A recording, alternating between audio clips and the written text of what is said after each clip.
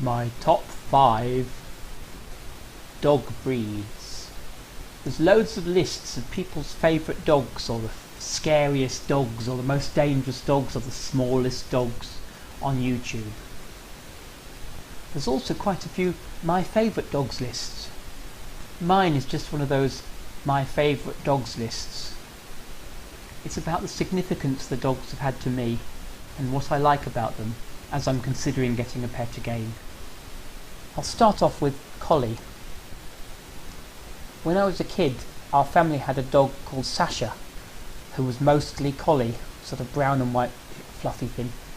Quite cute. She was epileptic, which is a bit strange, but I understand Collies are prone to that. So she had to have vegetarian food, which is a bit weird for a dog eating vegetarian food. Then while we had Sasha, we got another dog called Scylla, and she was a sheepdog, and she spent about 9 hours a day under the bed in one of the bedrooms.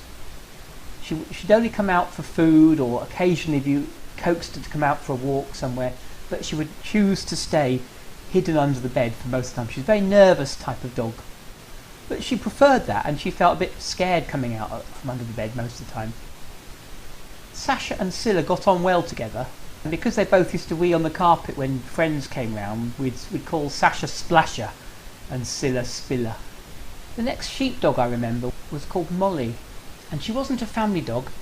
She was specially got for my son Matthew as a prize for going to school for a whole month during a very difficult time in his life. She was mostly sheepdog, but she had quite a lot of Labrador in her, and Spaniel, so she had big floppy ears, like a Spaniel, but she was black all over. And she was very, very intelligent, very loyal, like a Labrador would be. And so she was quite a sweet dog, quite cheeky as well. Sadly, we had to get rid of Molly because my ex-wife said she couldn't cope with her. Though soon afterwards started saying she wanted to get a Newfoundland dog. So go figure. Because Molly's still around, I'd like to go and visit her one day with the boys. We also had some neighbours who had some Labrador dogs, purebred Labradors, and they were called Sadie and Mango. They're big fat Labradors. They were cute. And they were mother and daughter, and they used to play together. Also, years ago, going back again, my family had a Borzoi dog. Now, they got the Borzoi dog for free, and they're normally quite an expensive breed. It was a thoroughbred Borzoi, because the owner of the dog had 2 Borzois, and they used to terrorise the local farmer's sheep, which apparently is a risk of Borzois. They'll play together quite roughly and tear sheep apart. So he had to get rid of one of his Borzois, and we got it, and it was called Rubens. And they're like a giant greyhound type dog. It was a huge dog, and when it used to sit on the sofa, it didn't care that it had just shoved you off with its big bum.